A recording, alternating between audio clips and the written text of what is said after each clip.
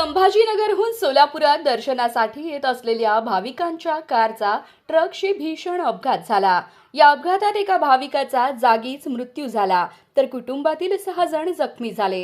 19 जुलै 2026 रोजी मध्यरात्री अंदाजे 1 वाजण्याच्या सुमारास सोलापुरातील वळसंग टोल नाक्याजवळ हा अपघात घडला।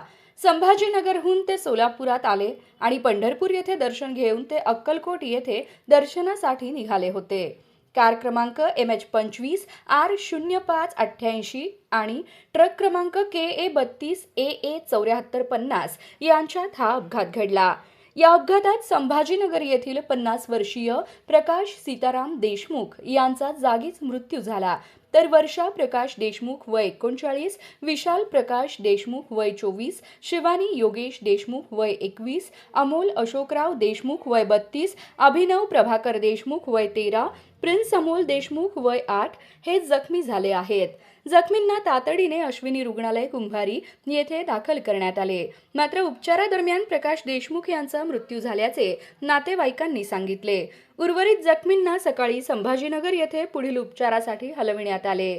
घटनेची माहिती मिळताच वळसंग पोलीस ठाण्यातील पोलीस घटनास्थळी दाखल झाले।